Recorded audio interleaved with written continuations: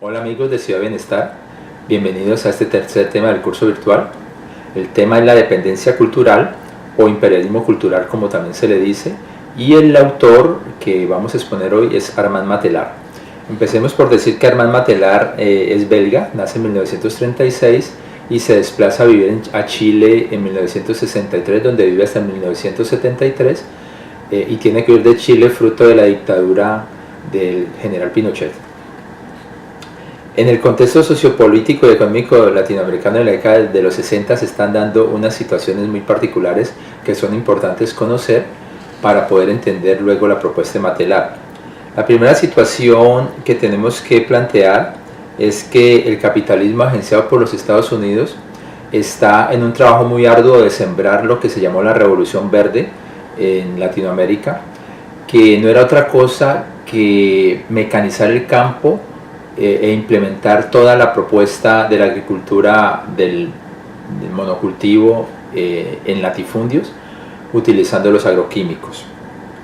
La otra situación era que empieza a hacer presencia una serie de políticas asistencialistas patrocinadas o apoyadas económicamente por los Estados Unidos, en especial por el presidente de ese momento, que es John F. Kennedy, y a lo que se le llamó la Alianza para el Progreso.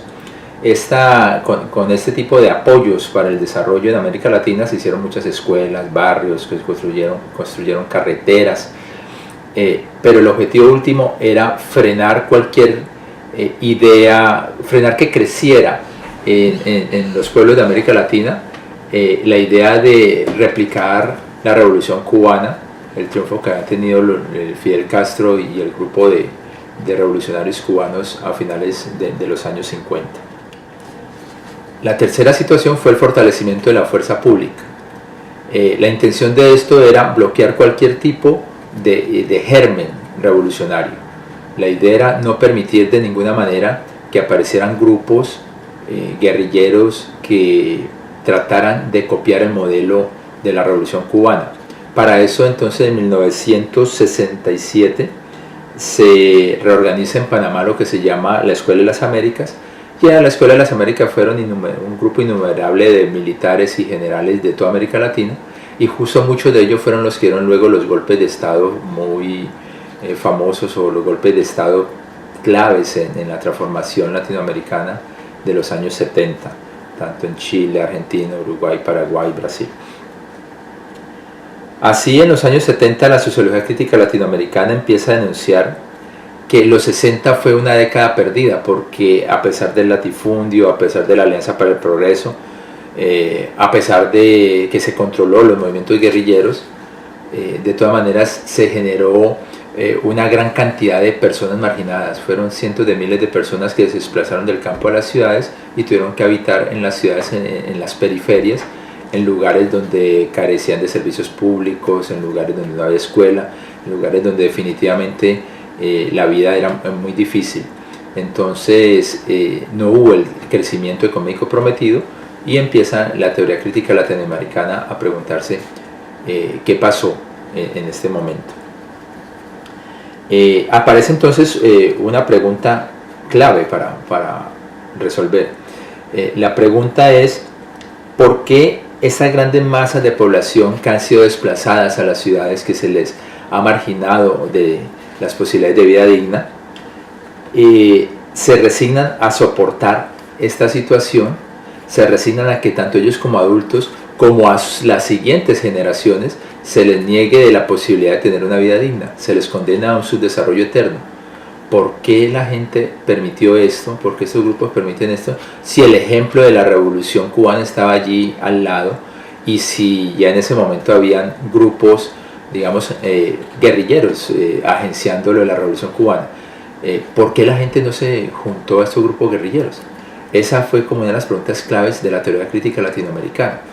¿Qué pasa? ¿Por qué los pueblos se resignan tantos? ¿Qué hay en el sistema que permitió bloquear y que no se expandiera esta bolita de nieve que fue la revolución cubana? ¿Qué lograron hacer para controlar estos procesos de insubordinación y de protesta popular?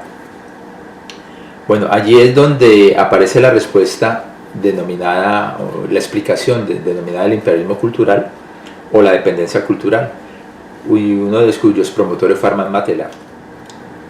Es así como la teoría crítica latinoamericana y en especial Armand Matelar descubren que el modelo de imposición económica se puede graficar como un modelo de centro a la periferia, también se ha denominado como un modelo de la metrópoli hacia el satélite. Y el modelo consiste en que en los satélites o en las periferias se explotan materias primas a las cuales se le otorga bajo costo. Luego estas materias primas viajan al centro, viajan a las metrópolis industriales, allí se procesan, se le da valor agregado a los productos y luego esos productos son redistribuidos en el resto del mundo desarrollado, pero también en todas las periferias. Entonces, digamos, este modelo le conviene siempre a la generación de riqueza del imperio.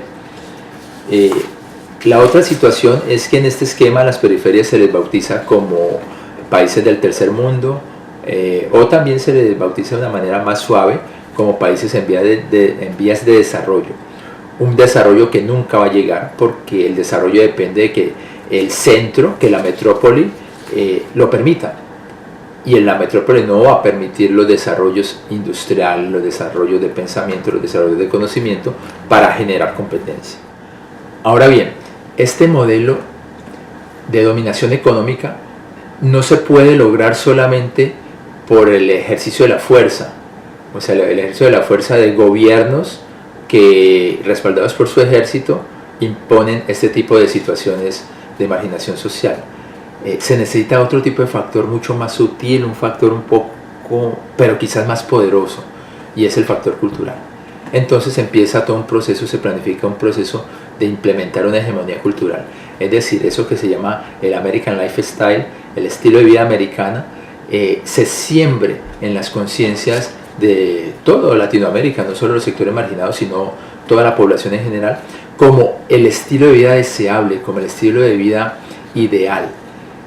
Y el American Lifestyle es el estilo de vida de las clases medias. De hecho, en los Estados Unidos es el único país donde se dio la clase media en tal dimensión y en tal proporción. Digo se dio porque en el siglo XXI esto cambia. Entonces, ellos descubren, digamos, el imperio descubre que hay que generar una hegemonía cultural. Y los mecanismos para generar esa hegemonía cultural es lo que llaman las industrias culturales o la industria cultural, entre ellos los medios de comunicación. Entonces es como en los años 60 y 70, a través de los diferentes productos de las industrias culturales, que en ese momento son las músicas, en ese momento son los medios de comunicación, en ese momento es la industria del libro y entre ellos la industria de las historietas, el cine, a través de estos mecanismos, de estos medios de comunicación, se va implantando el ideal del estilo de vida americano. Y entonces pensadores como Matelar se preguntan cómo podemos evidenciar, cómo podemos descubrir esos mecanismos que se están utilizando para implantarse a través de la cultura. Entonces Matelar con otro sociólogo llamado Ariel Dorfman hacen una investigación donde deciden revisar uno de los productos del imperio Disney, que eran las historietas del Pato Donald. Las aventuras del Pato Donald en cómics, en historieta, fue un producto de consumo masivo en América Latina, era un producto para niños. En mi época yo recuerdo que mi padre me llevaba semanalmente historietas cómics, entre ellas las del Pato Donald, o incluso había lugares donde te alquilaban la historieta. Uno iba y pagaba unas moneditas, un centavo, no sé, 5 centavos, y podía tomar una historieta para leerla. Muchos aprendimos a leer desde las historietas o mejoramos nuestros procesos de lectura desde las historietas. Entonces Dorfman y Matelar deciden analizar la historieta del Pato Donald para ver si estas historietas para niños son tan ingenuas, son tan puras como se plantean, o si allí hay mecanismos, digamos, muy bien logrados para empezar a sembrar donde hay que sembrar, es decir, en los niños, esta idea de que el mundo americano es el mundo mejor y que es el mundo por el cual tenemos que propender, así nunca se nos vaya a dar porque el imperio nunca lo va a permitir, pero en nuestra mente se está deseando. Digamos que son muchos los descubrimientos que Dorfman y Matelar hacen. Después de ellos plantean que estudiaron más de 1000 historietas, está documentado también esto. Entonces, pero resaltemos 3 situaciones que ellos encuentran. Digamos, la primera situación es que la metrópoli donde vive Donald y sus sobrinos se llama Patolandia, y nada de esto es al azar. Patolandia representa evidentemente los Estados Unidos. En los Estados Unidos, en Norteamérica, es donde hay las grandes migraciones de patos y de cisnes 2 veces al año. Ahora en el otoño empiezan a buscar el calor al sur, y cuando se acerca la primavera ellos empiezan a regresar para reproducirse en las tierras del norte. Entonces Patolandia es evidentemente la tierra del pato, y la tierra del pato son los Estados Unidos.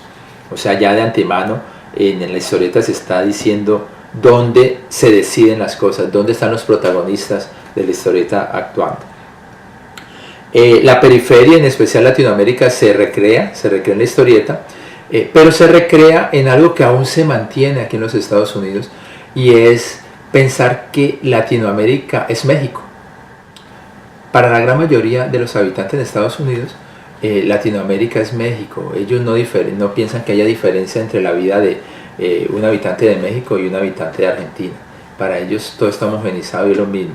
Y de alguna manera, pues siempre los Estados Unidos nos han considerado a Latinoamérica como el patio de atrás. Por lo tanto, no se han fijado evidentemente en las diferencias y en las diferentes culturas, la multiplicidad cultural que existe en Latinoamérica. Entonces, cuando representan Latinoamérica, la representan a través de México, y en esa representación entonces se muestra lo positivo. Lo positivo es paisajes hermosos, el mar, la selva, el bosque, la música, la comida, la alegría. Pero también se muestra al latinoamericano como personas de vida precaria y cuyo trabajo todavía está muy en la era feudal. Entonces se muestra al campesino, se muestra a una Latinoamérica que aún no conoce los progresos y la vida del desarrollo. No se muestra ya en ese momento, por supuesto. Desde 1930 Sao Paulo y Ciudad de México son metrópolis, pero no es ese el Latinoamérica que se muestra en el Pato Donald. También se muestra el tercer mundo, o el mundo del subdesarrollo, como el mundo de la selva. Entonces se muestran lugares donde hay tribus, especialmente tribus afros, y se muestra cómo estas tribus no valoran la riqueza que tienen. Entonces en alguna de las historietas se muestra cómo Donald le enseña a sus sobrinos a comercializar con estas tribus, y entregarle chucherías a cambio de lo que en la historieta se llama la materia amarilla, que es el oro. Y entonces en la misma historieta se muestra cómo estas comunidades salvajes no tienen conocimiento suficiente para valorar la riqueza en la cual están ubicados, en la cual están parados. La otra situación interesante que nos devela Matelar para leer al Pato Donald es la tipología familiar de la historieta. No aparecen padres, no aparecen madres, aparecen tíos, aparecen tías. Y esto no es gratuito. Ya recordemos que desde siempre se le ha llamado a los Estados Unidos el tío Sam. ¿Y por qué no aparecen padres o madres sino tíos? Porque tanto en la cultura norteamericana como en la cultura latinoamericana, el tío tiene poder sobre los sobrinos, o al menos tenía. Ya eso ha cambiado por fortuna, pero tenía un poder sobre los sobrinos, y era un poder dado.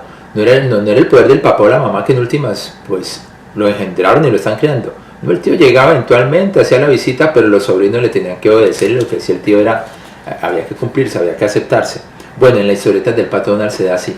Entonces Hugo, Paco y Luis al menos simulan hacerle caso a Donald, que es su tío, para lograr ventajas, porque Hugo, Paco y Luis son realmente no son niños. Es la mentalidad del emprendedor, del que siempre está buscando sacarle ventaja a las situaciones.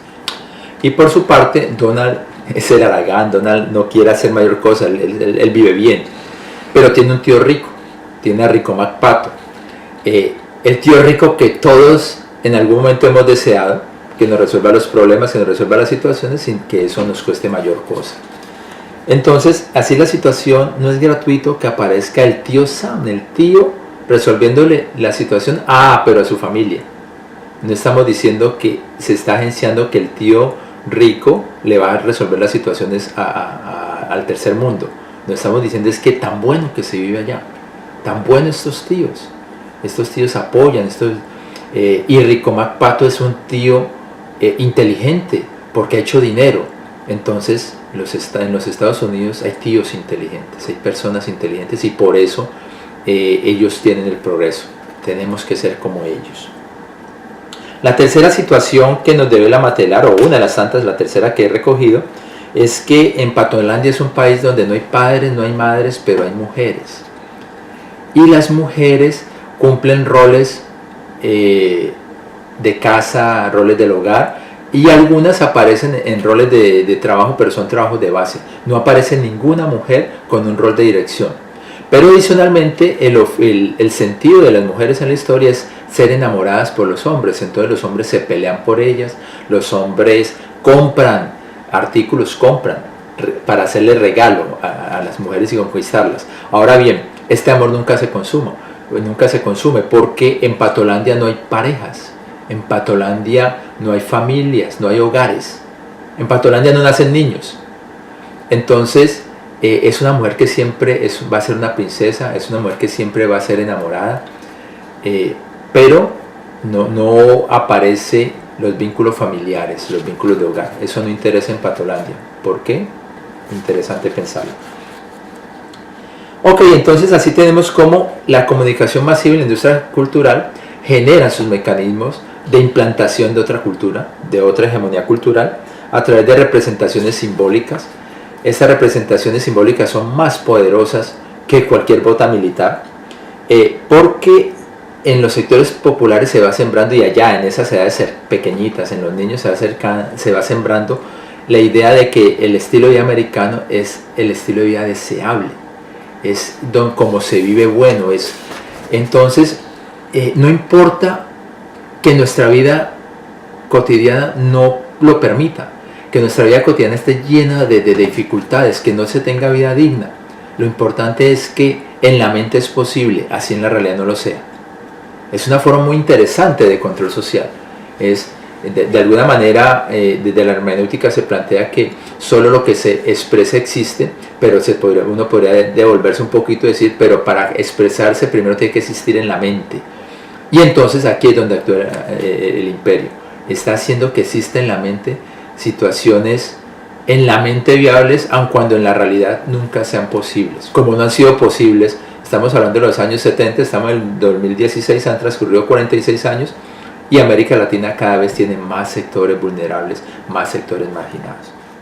Ahora bien, al sembrar estas mentalidades, al sembrar estas nuevas ideologías, pues por supuesto que se diluyó la posibilidad de continuar las revoluciones en América Latina, porque las revoluciones necesitan gente, y las revoluciones necesitan gente pues con la convicción de jugarse la vida, algo muy complicado, pero la gente cuando se da cuenta que vive en una situación donde no tiene nada que perder, pues se juega la vida porque hay mucho que ganar. Bueno, en América Latina sucede que la gente sentía que tenía mucho que perder y prefirió seguir viviendo en esos entornos. O sea que fue muy eficiente el trabajo de la industria cultural para sembrar este nuevo estilo de vida, que no solo se sembró en sectores marginales y populares, se sembró en toda América Latina. El estilo de vida americano ha pavimentado el mundo, no solo América Latina. Hoy en día tenemos un gran problema porque solo basta con imaginarse que solo China empiece a emular, a imitar lo que fue el estilo de vida de la clase media norteamericana, que vivan como viven, digamos, el norteamericano, el estadounidense de a pie, como que vivan, cada chino viva así. Ya los cálculos están hechos, se necesitan 4 planetas Tierra para poder mantener ese estilo de vida. En los Estados Unidos se consume el 25% de los recursos naturales y de la energía del mundo, un país que solo tiene 330 millones de habitantes, o sea que no tiene el 5% de la población mundial. Entonces el estilo de vida americana se sembró en las conciencias, pero nunca puede ser posible para la globalidad. El planeta no daría para ello. Datos que nos permiten mirar y darnos cuenta hoy en día cómo Matelar tenía mucha razón y sigue teniéndola, en función de esto del colonialismo cultural, en función de esto de que el sistema tiene unos mecanismos muy bien logrados, muy funcionales. El funcionalismo triunfó en el mundo, la sociología funcionalista de los años 30, unos mecanismos muy bien logrados que han permitido ir pavimentando con estas ideas el centro y la periferia. Un primer dato para esto. Con el fin de enfrentar el desafío de la producción industrial japonesa a mediados de los 60 y principios de los 70, los japoneses empezaron a desarrollar su industria, la industria del automóvil. Entonces aparecen carros pequeños, compactos, que consumen poco combustible. Estos carros finalmente no generaron mucho consumo en los Estados Unidos, pero sí en el resto del mundo. En los Estados Unidos en ese momento todavía era la mentalidad de entre más consumiera el motor, pues era un carro mejor. Pero el resto del mundo estaba ya empezando, sobre todo quienes no tenían petróleo, empezando a ver que en la medida que bajaran el combustible era posible. Pero toda la industria japonesa en general generó productos de excelente calidad y empezó a pelearle a los productos norteamericanos. Entonces aparecen los estudios de lo que se llamó la teoría Z, que entre otras cosas descubre que la calidad del producto japonés se debe en gran parte a una conciencia colectiva de trabajo en equipo, donde está la convicción de trabajar en equipo y de sentido de pertenencia a la empresa. Entonces, tratando de generar las nuevas generaciones que conecten con trabajo en equipo y sentido de pertenencia a la empresa, en los Estados Unidos en 1965 se cambia la propuesta de la televisión infantil, en especial de los animados, de los superhéroes. Ya desaparece de la producción el superhéroe que trabaja individualmente, Batman, Superman, Linterna Verde, ya eso desaparece. Entonces aparece el Salón de la Justicia en 1965, y en 1973 Hanna-Barbera lanzan los Superamigos. Es decir, son una colección de héroes trabajando en equipo con un sentido de pertenencia para poder derrotar el mal en el mundo. Allí se estaba sembrando el pensamiento que se necesitaba tener para los futuros trabajadores de las industrias norteamericanas. Como ven, nada es gratuito. Hasta las tiras cómicas que se piensan que son para niños han sido pensadas previamente en función de mantener un modelo, un sistema. No estoy diciendo eso es bueno, eso es malo. Lo que estoy planteando, como lo evidencia la teoría crítica latinoamericana, es que el mundo se ha jugado de cierta manera porque hay actores protagonizando ciertas ideas y defendiendo ciertas ideas, y nos han metido en la cabeza de que el azar es el que determina el mundo, y al menos en el mundo sociopolítico no hay nada al azar. El segundo dato: hay un programa que revolucionó la televisión infantil en el mundo también, años 60, se llamó Sesame Street, Plaza Sésamo, y la versión de Plaza Sésamo se dio en el año, para América Latina se dio en el año 73. La versión americana tiene como intención educar a los niños que están en edad de jardín, educarlos para aprender a contar, como en las habilidades básicas para cuando ellos vayan al jardín y a la primaria. Y en el programa, además de ser revolucionario en el uso de las marionetas, pues porque se utilizaron marionetas especialmente para el lenguaje televisivo, el programa muestra la diversidad cultural y la diversidad étnica de los niños, porque los sectores de base de Estados Unidos en esa época estaban conformados por una gran diversidad étnica, como lo están hoy en día. Entonces en ese momento habían asiáticos, habían negros venidos del África, estaban los latinoamericanos y toda esa diversidad latinoamericana. Entonces en Sesame Street, en la versión norteamericana, se muestra esta diversidad étnica, y la intención entonces era cómo van vinculando a estos niños diversos en la lógica, en la cultura norteamericana, y eso tiene mucho sentido para un país. Ahora bien, en el 73 aparece en México y rápidamente se difunde por toda América Latina la versión latinoamericana. También hubo la versión para todo el mundo subdesarrollado. Entonces en la versión latinoamericana se cambian los nombres de los personajes, pero en esencia se mantiene la cultura norteamericana actuando. Entonces datos que no corresponden al sentir cultural latinoamericano, pero que tienen intencionalidades para América Latina. Por ejemplo, a los niños se les empieza a inducir el consumo de galletas. Claro que consumíamos galletas los niños de esa época, pero no era eventualmente, era ya en las navidades, era ya en ciertos momentos. Usualmente lo que nos tomábamos era un vaso con leche con un pan, pero no, ahora los niños, imitando al monstruo come galletas, es galletas con leche. Claro, allí estaban las industrias, desarrollando las industrias de las harinas, las harineras, y toda la tecnología norteamericana vendiéndose a estas harineras para sembrar el productico, las galletas de algún monstruo come galletas.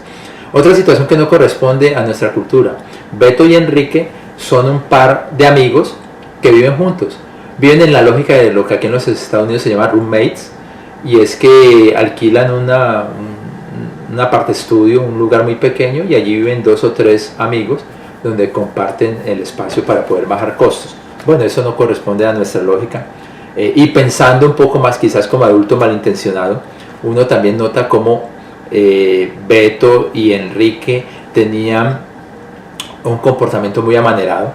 Entonces podríamos pensar que también lo que se estaba agenciando desde ese momento era algo que, no digo que sea bueno o sea malo, era de alguna manera mostrar la diversidad de género en estos programas, porque algunos han llegado a plantear que Beto y Enrique eran pareja.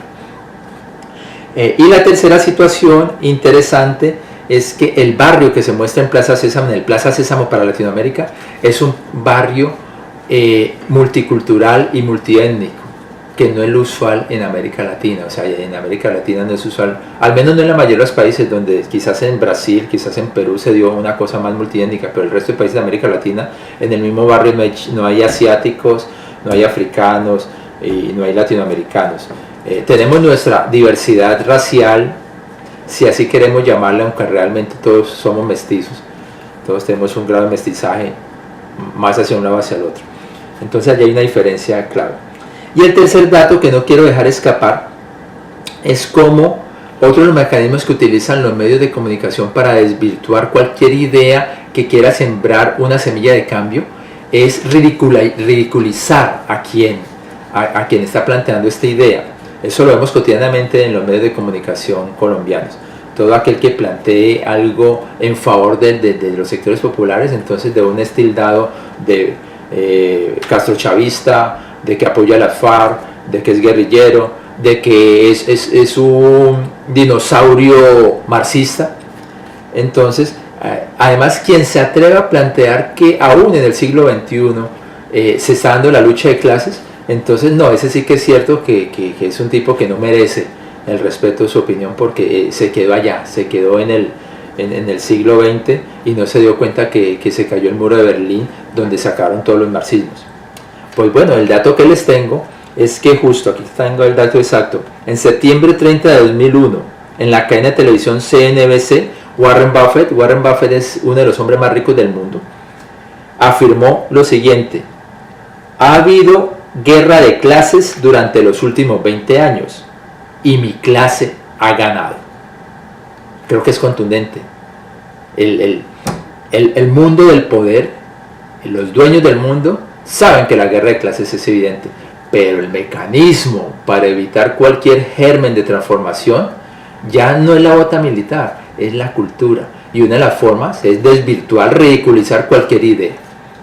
Ok, este es más o menos un panorama muy rápido de todo lo que nos entregó Matelar, lo que nos entregó Dorfman, lo que nos entrega la esposa de Matelar, que también es una socióloga que aportó mucho en el trabajo, Michelle Matelar, en esta lógica de lo que se llamó la hegemonía cultural o el imperialismo cultural. Muchas gracias y nos vemos en la siguiente sesión.